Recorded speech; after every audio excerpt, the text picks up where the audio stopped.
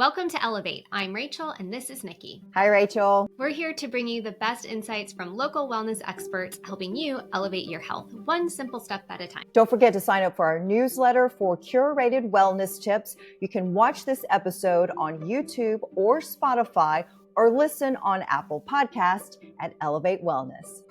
On this episode of Elevate.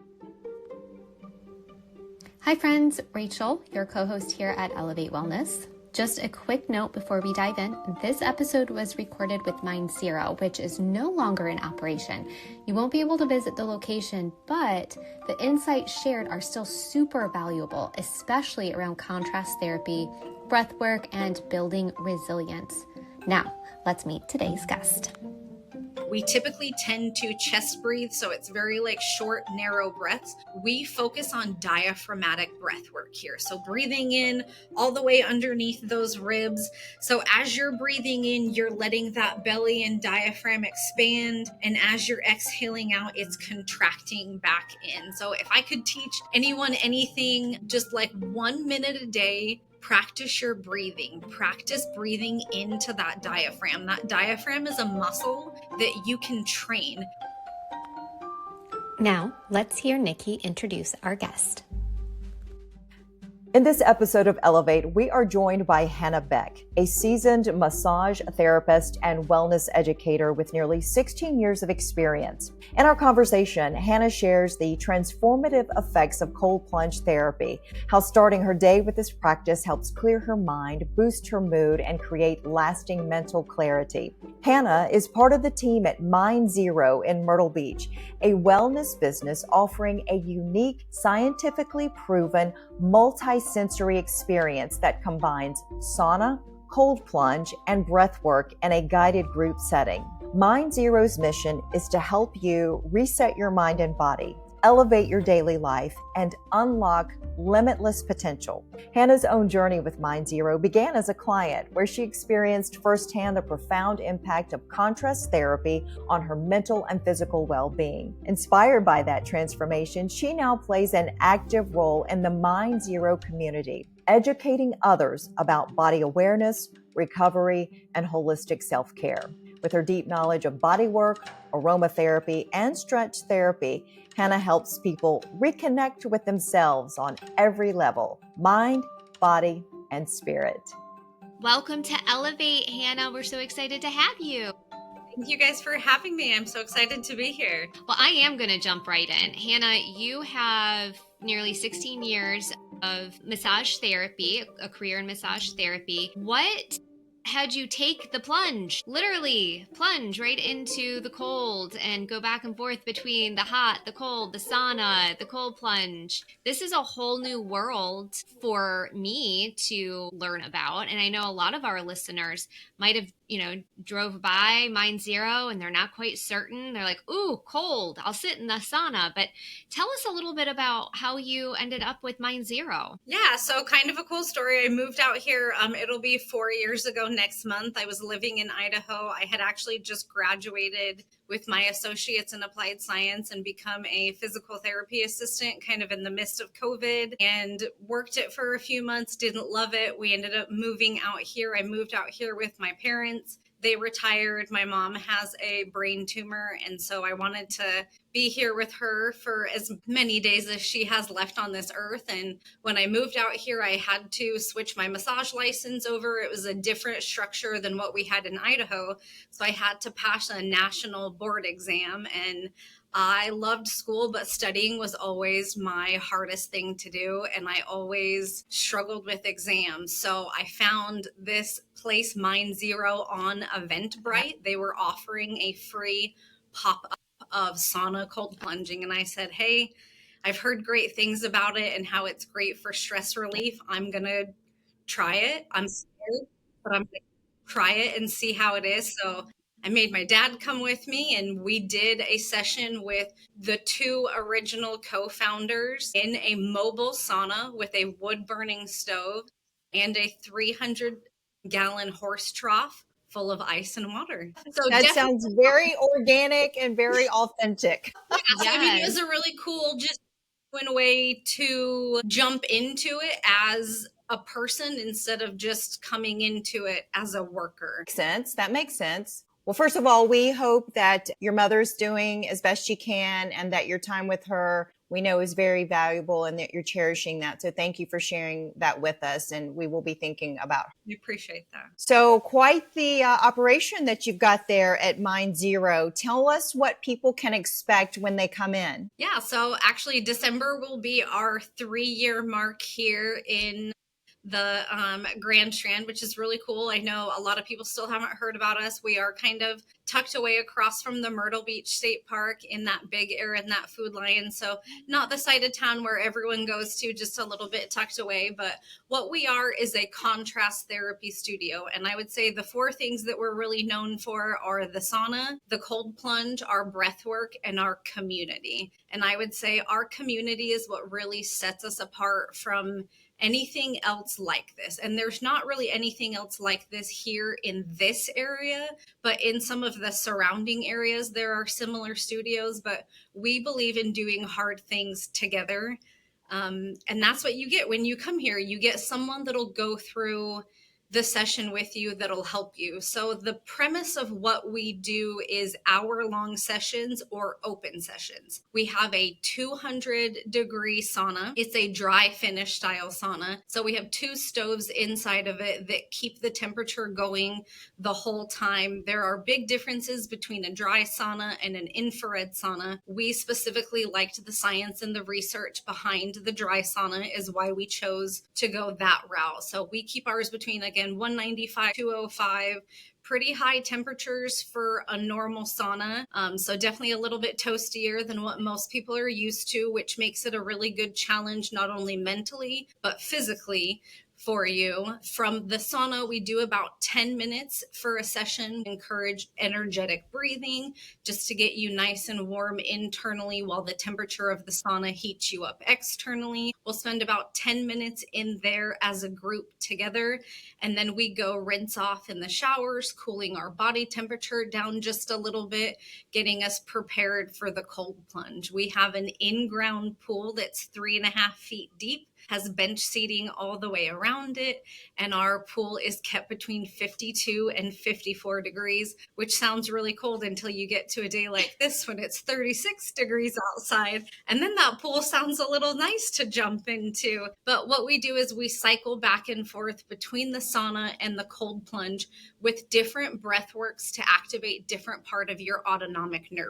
nervous system. So in the sauna, we're purposefully stressing you out, getting that temperature, that breathing really hot and heavy, and then we're bringing you into the cold plunge, and we're teaching you more of a calming breath work to activate your parasympathetic nervous system, and that's kind of that rest and digest part of your nervous system. We as humans typically tend to live in that sympathetic, that fight or flight, like we're cavemen being chased around and stressed all the time. So what we're doing here is allowing people to disconnect from reality, kind of reconnect with themselves, and teach themselves how to be resilient to stress, because unfortunately stress isn't going away. We're going to have it. We've got to get used to it and learn how to adjust and adapt. Wow. Hannah, so when people come and see you, what are some of the health benefits that they're coming to see you for? I mean, you mentioned helping to cope with stress. So is it mostly the emotional strengthening and endurance that your modality offers, and the cold and the heat and that transition? So it's a lot of physical and mental recovery. So I would say every person kind of comes in to get something different, but going through the session, you have the access to both of them. Because while you're stressing yourself out physically and helping to build up that resilience, in the sauna, you're also getting your temperature and your heart rate up to a point that you're actually simulating a mild cardiovascular workout. Just by sitting in the sauna and breathing in there for those 2 to 3 sessions. We've done research, and we have done other research outside of here, has found that breathing in the sauna actually does emulate that cardiovascular workout. It also helps to strengthen your heart long term. You do want to be careful if you have heart issues prior going in, because of how much it does stress the body out to have that going. But by being in the sauna, you're opening up those blood vessels, you're allowing that blood to flow through into the muscles, into the joints, get that hydration, what they're needed. And then when you go into the cold plunge, you're actually constricting those blood vessels. So you're decreasing that inflammation, that fluid, that buildup that happens within the muscles. So a couple of really cool things happen on the blood vessel level internally within your body as you're going back and forth. So it's really good for decreasing inflammation, helping to decrease pain as you're activating those different parts of the body. Allowing blood flow into the muscle kind of acts as a contraction for it, getting everything in there, helping to flush out toxins, flush out lactic acid from the body. So you can get the mental, you can get the physical, you can get out of it whatever you're needing to get out of it. The mental side of it is really cool because just by sitting in a sauna, you're activating different hormones and neurotransmitters within your body to increase norepinephrine, dopamine, those heat shock proteins. As those get activated, it helps your brain to work. It's activating those hormones, those neurotransmitters, things in your body that may not work at the 100% max are getting that slight little increase by you going in that other temperature and getting your body to test things a little bit differently. That makes total sense why I love hot yoga, because the yoga is sometimes 110, 112, and that's really hot. But that makes sense why I feel a cardiovascular impact as well. And it makes sense why you feel like you're detoxing, you're working on your inflammation. Now, I would have a harder time getting cold because I don't like to get cold, but I understand the science behind it.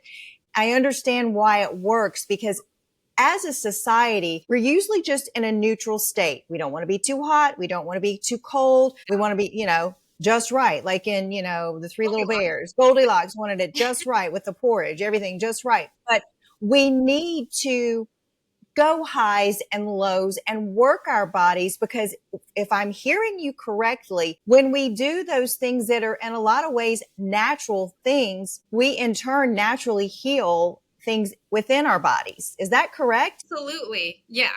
And that's part of, my background outside of here with massage, with physical therapy, kind of in that realm. I think that's what really drew me into Mindzero, is that there was science behind what was being done. This just hasn't been done in America as much. I mean, sauna sitting, cold plunging, it's been around for hundreds of years. It's really big over in Europe. The gentleman that brought it here and opened up the company here, he's actually from the Czech Republic. So this is something they do over there. It's a lifestyle. They do business meetings in the sauna. They cook their lunches in the sauna. I mean, I'm not even lying. I will send you a Netflix documentary on it. But it's kind of cool.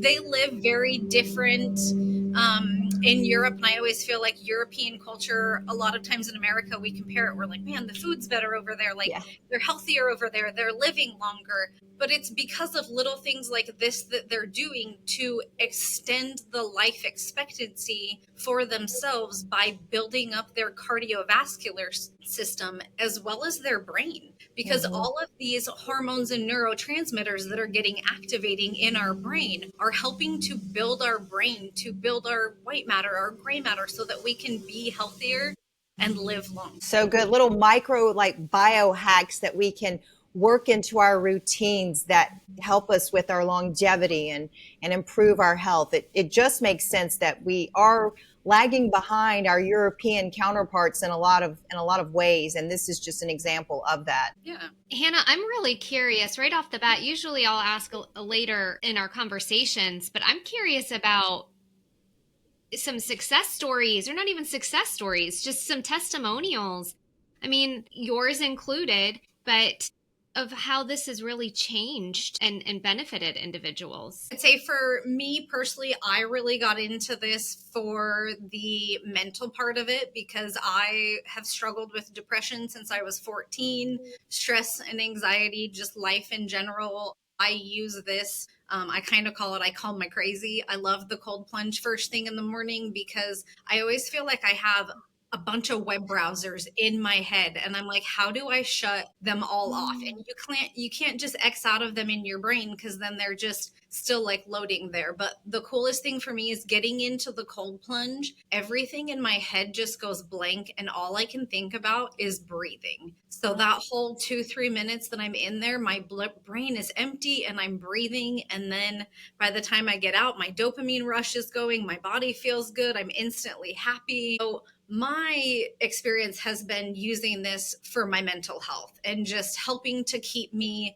at like a homeostasis every single day of the week. I think some of the best success stories that I've heard, I got to be a part of our menopause research study that we ran about a year ago with the CCU kinesiology department.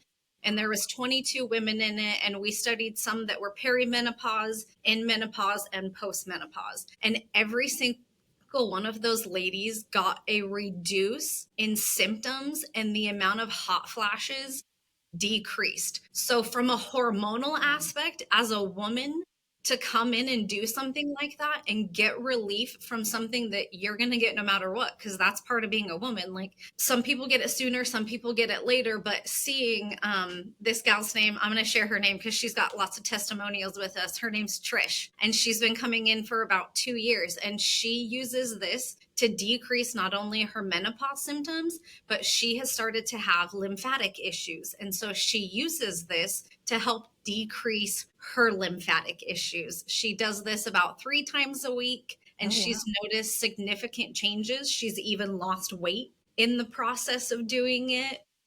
Another really great gentleman that I'll share his story. He is a local vet here. He was injured and has almost a complete rib cage replacement, has his spine fused, walks with a cane. When he first came in here, he was like hunched over, kind of like how you see old people walking with canes, and his body was just stiff and it was stuck and he couldn't move. And he said, I'm going to try it for a month and just see how my body feels. His neurologist recommended trying it. So he had a doctor send him in here. After a month, he could actually start to stand upright. So instead of like hunched over, his spine had straightened up and the muscles had loosened enough around the cage that he could walk upright. And he no longer uses that cane when he walks, because he has found so much stability and strength.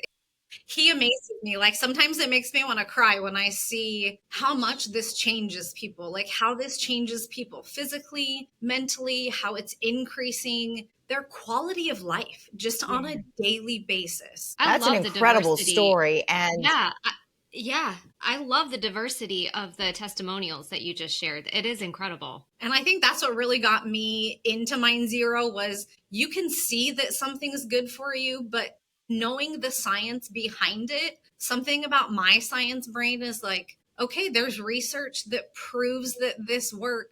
Why wouldn't everyone do this? Yeah, right. Exactly. You know, I was thinking, I've never done a cold plunge, but I was in the mountains one time, and we had to go from snowy mountains to the hot tub. And then we all got silly and brave and kind of got out in the snow and kind of did, an angel, and then jumped back in the hot tub. And so that sort of kind of mimics going from the cold to the hot. And it was invigorating. It was really liberating as well. So I can see where there are benefits doing the hot and the cold. So that being said, how often should someone come in to do these practices? I would have to build up to the cold, but I'm brave enough, I would do it. So I would put your hand and get you through it. I love this question because we actually worked with Suzanne Soberg. She is in Denmark. She runs a cold plunge institute and she has a PhD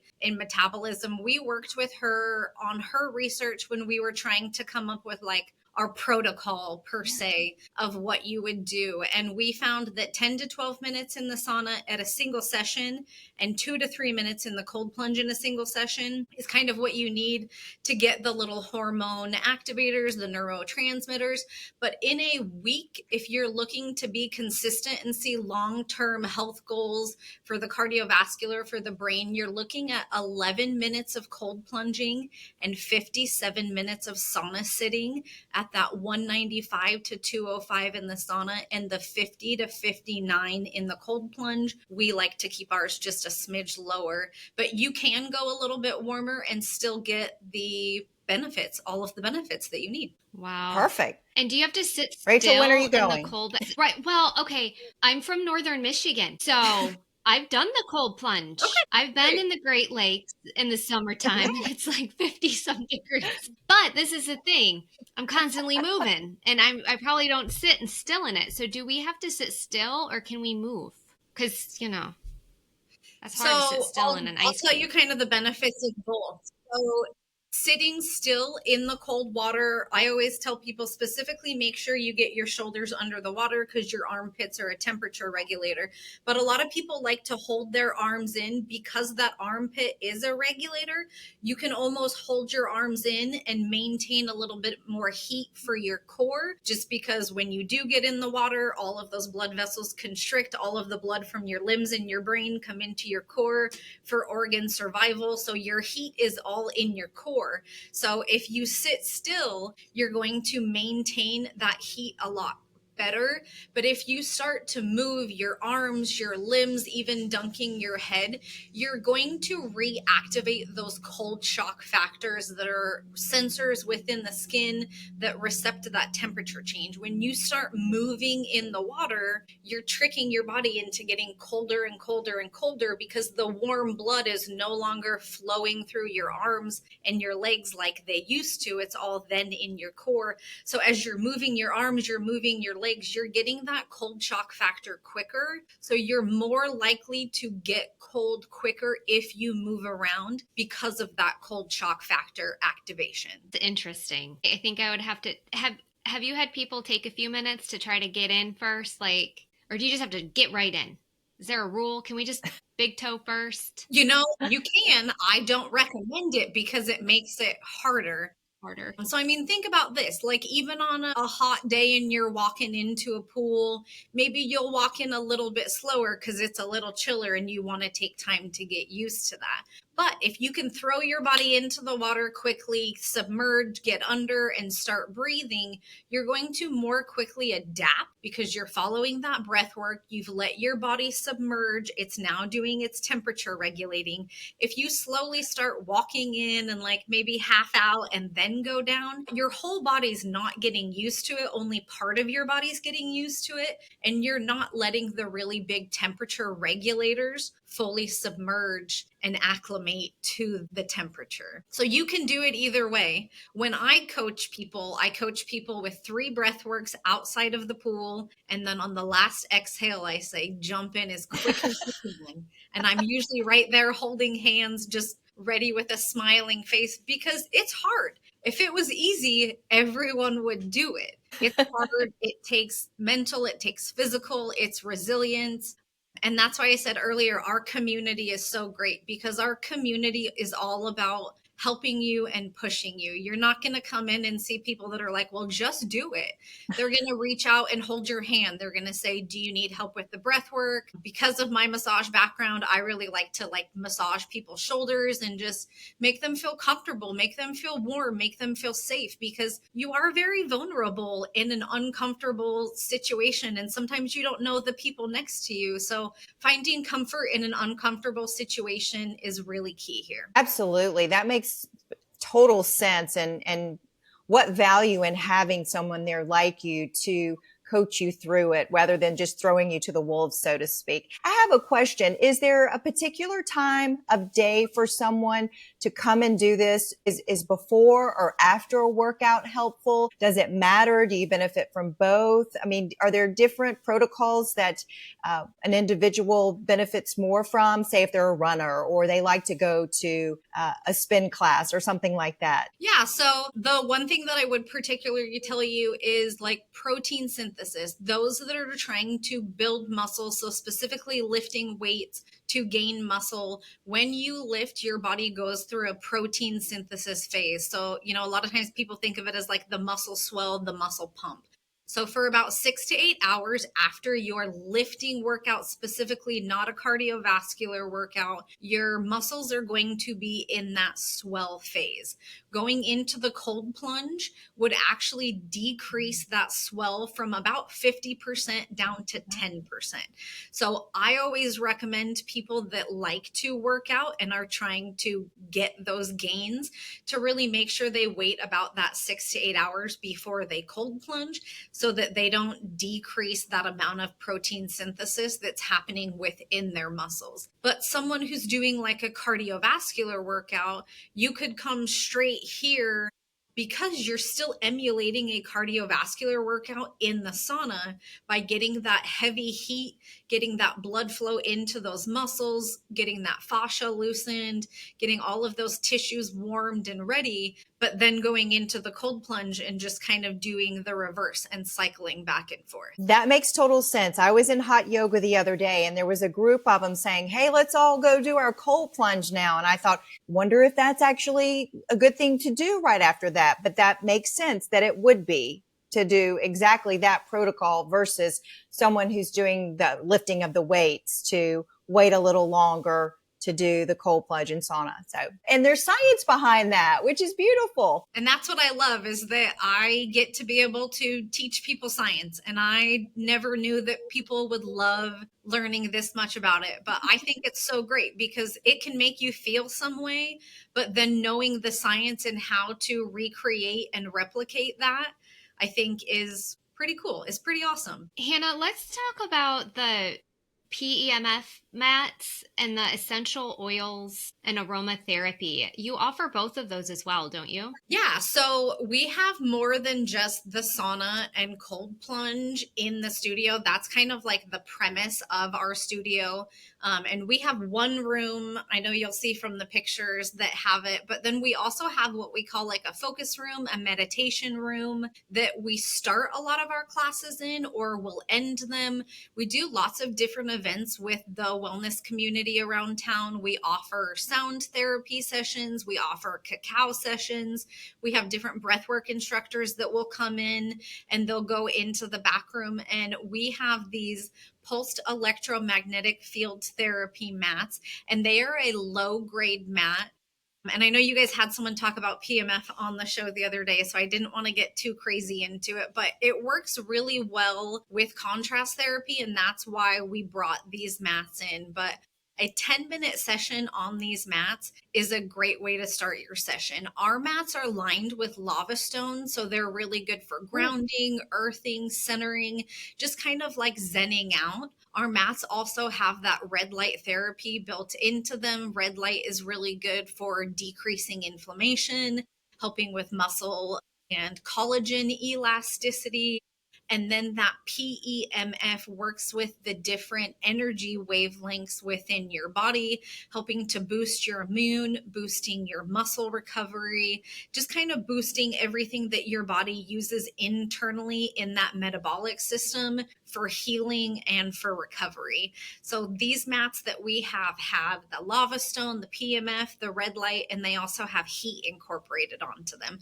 So they're just kind of a really nice way to start your session, end your session, just give your body a little boost. It's just kind of like an extra for your body on top of the things that you're getting. Those PMF mats are just a really great way to encourage your body to do things that it does naturally, but maybe just needs a little reminder to do it a little more. That sounds amazing. I want to do it. I want you guys to come in. Can you tell us more about the sound bath? Yeah. So the sound bath, we work with different instruments that help at different frequencies to heal the brain, to heal the body. So our gal right now that does our sound bath sessions, she's our assistant manager, but she's also a yoga teacher and she's been a massage therapist for 13 years.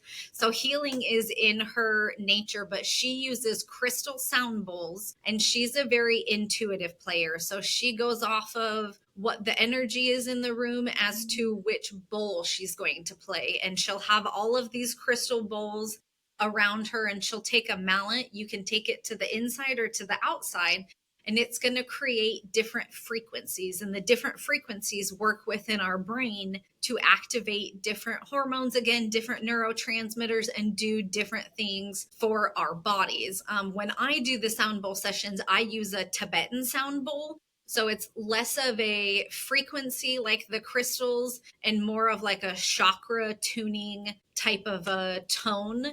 But we use these bowls and we make this music and we just teach people to breathe through it or to just embrace the sounds, because sounds do different things for different people, and different hertz activate different parts of our brains. That is absolutely fascinating. I had not heard about the bowls before and how therapeutic that is. Yeah, it's really cool to think about pieces of nature. You can make music with them and they can heal your body. I feel like we've gotten away from that a lot in the centuries because people used to not have pills and medicine. We used to just live off of the land and the things that we had. And that kind of ties back into the essential oils, that, you know, the aromatherapy that we were talking about. That was actually something that I was able to bring into Mindzero 2 years ago in January, actually. I've been an aromatherapist for a few years with my massage background, and I love the way that different essential oils can do different things for your body, whether it's physically, mentally, emotionally. And I wanted a way to bring essential oils into here to teach people how to use them. And it is kind of the naturopathic part of my brain and the way that I think. But there are oils that you can use that will activate the memory portions of your brain. There are oils you can use that'll activate dopamine, that'll activate norepinephrine. So what I'm able to do with aromatherapy and the essential oils here is we actually incorporate them into a class. So when we're in the sauna, we bring oils in with a bucket of water and we mix the water and the oils and we pour them onto the stoves. And then when the oils and the water mix together with the heat, the chemical compounds, we absorb in through our nose. We have something in our nose called the olfactory bulb, and it's a little sensor that sends a signal up to our brain, to the amygdala, which is our emotional control center. And it actually allows different hormones, chemicals, different parts of our brain to activate. So while still sitting in a sauna, you're able to get some of that extra activation. But I have found that it's really cool because some people have memories with smells, and I'll have people come up to me afterwards and they'll be like, you did a smell and it reminded me of running through the forest with my grandma when I was a kid. So it's been really cool to see how not only does it help people in the moment, but it brings a part of their brain back that they've kind of tucked away, and it reactivates that neuron pathway for them to start thinking about those memories and those things that have been in their head that they just don't use. That's fascinating. Fascinating. I have a question. So when I think about aromatherapy and essential oils, the one that just immediately comes to my mind is lavender. We all hear about lavender. It's calming, it's soothing, spray it on your pillow at night and that sort of thing. In addition to lavender, can you give a few other, first of all, is that correct about lavender? And then can you give some other examples of some of the other essential oils that you use and maybe what they target within us and why? Yeah. So just a few more about lavender, because lavender is probably one of the most well-known ones. Lavender is actually really great in the morning as well, because it helps you to meditate. So it helps you to set like a mindful meditation.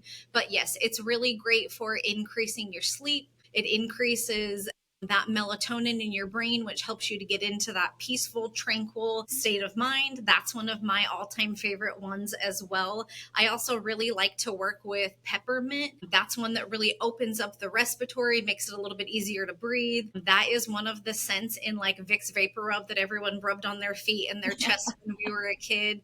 But that one's also really great for other parts of the skin. Peppermint is a cooling source, so it can actually help to cool muscles. It helps to decrease inflammation. It's an anti-inflammatory.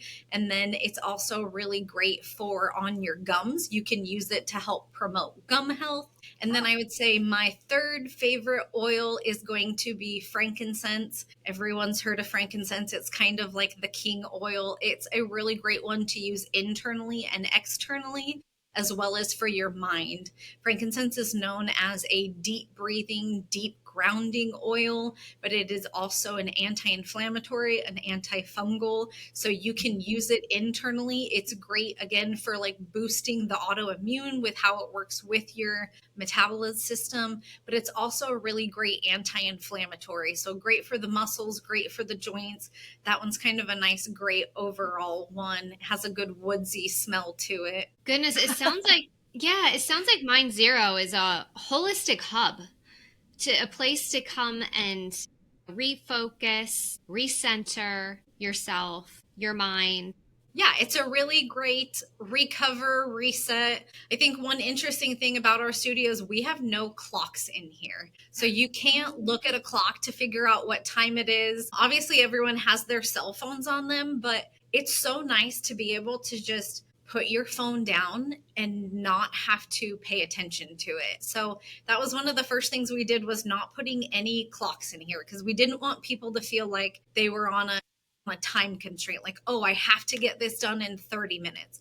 A lot of times when you go in for a workout or a doctor's appointment or an X, Y, and Z, you're like, it's going to be this many minutes and I'm done and I have to be out of here at a certain time. But we really are about leaving anything you have outside and just allowing yourself to find some happiness, find something of release, whether it's a physical release, a mental release. We all hold on to a lot of stress, so it's a really great way to just de-stress and zen with yourself. And yeah, reset, recuperate, recover, recenter. I think, unfortunately, we're a society where we are constantly, like you said, looking at the time. And if we don't take a break from that, that's part of the overhaul.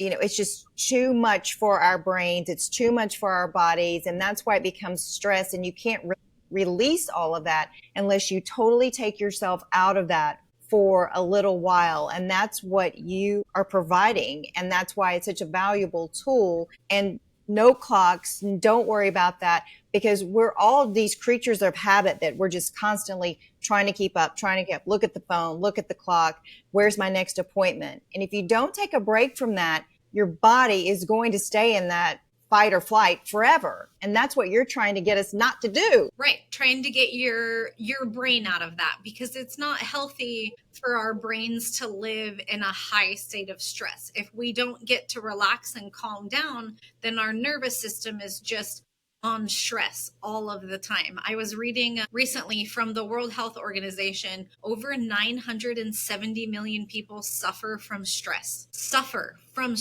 because it causes them physical and mental issues. That's crazy, in my opinion, that many people are living in such a high stress brain. I mean, you're living in that. And if you don't get yourself out of a point to where you're not stressed, it's going to affect you physically and mentally long. And it could be more than just a pinched nerve, if you don't start getting some resolution in that. Yeah. So yeah, I mean, I would say like wellness, recovery, it's a great tool to add in to what you're doing. It's definitely not a replacement for anything. It's an additional thing that you can use to help yourself. Like I said, some people come in for the physical, some people come in for the mental, but you get both out of them. And I think you get a lot out depending on what you're putting into it. Sure. Yeah. What's the most important thing you'd like our community to know about Mindzero? I would say the number one thing that I would love for people to know is that we want to help you physically, mentally, but we want to help you in this one particular thing that I'd really love people to know is breathing. Now, breathing is an involuntary action, so we do it no matter what. Your body will hold your breath sometimes. When someone's body feels tight, they do something called the Valsalva maneuver, and it's where they hold their breath so that they stop breathing and you kind of like tense up and your body gets really tight. But I think a lot of the community is starting to learn about breath work and that we aren't breathing very well. We typically tend to chest breathe, so it's very like short, narrow breaths. We focus on diaphragmatic breath work here. So breathing in all the way underneath those ribs. So as you're breathing in, you're letting that belly and diaphragm expand. And as you're exhaling out, it's contracting back in. So if I could teach anyone anything, just like 1 minute a day, practice your breathing. Practice breathing into that diaphragm. That diaphragm is a muscle that you can train. We as humans tend to breathe in more than what we actually need. The amount of oxygen that our lungs hold, we could breathe and then hold our breath for 2 minutes and we would still have enough oxygen in there to breathe. So if you could practice 1 minute a day doing what we call a coherent breathing, an equal breathing, where you take 6 breaths of breathing in through the nose for 5 seconds and exhaling out through the mouth for 5 seconds, you will actually allow that autonomic nervous system to calm back down. We need to be doing that. We need to be doing that. Yeah. Anytime someone says to breathe, I find myself consciously taking deeper breaths. Breathing Hannah, is so I thank important, you. and that's why it's so funny about it. Yes, Yeah. thank you guys so much. Yeah, it's such a joy to have you That's- on. And It was great to have you guys. I hope more people come in and check us out and at least give it a try, because you don't know if you like it until you try it. Even though the cold is scary, sometimes it makes your body feel amazing and it's worth it. thank you, Hannah. Thank you guys. Thank you. Hi, friends. Please leave us a 5-star review and let us know what you thought of today's episode. Share it with someone who needs a little inspiration and tell them why they should tune in to Elevate, your go-to resource for healthy living here in the Green Strand. Each week, we're cultivating conversations that inspire well-being, support the ebb and flow of coastal living, and help elevate our community's wellness journey. Don't forget to join our newsletter, a culinary garden of resources, including our downloadable Wellness Made Simple with curated tips from our local wellness experts. You can click on the link in show notes to subscribe. And of course, stay connected with us on YouTube at Elevate HEALTH-GRANDSTRAND and on Instagram and Facebook. You'll find those links in the show notes. We hope you enjoyed today's episode. The information provided in the Elevate podcast and associated materials is for general informational purposes only and is not intended as medical advice. No content should be considered a substitute for professional medical advice, diagnosis, or treatment. Always seek the advice of your physician or other qualified health provider with any questions you may have regarding a medical condition or treatment. Reliance on any information provided by Elevate, its host, guest, or contributors is solely at your own risk. We encourage you to consult with a healthcare professional before making any significant changes to your diet, exercise, or wellness routine. Ultimately, your health and well-being are unique to you, and it's important to make informed decisions based on your individual needs.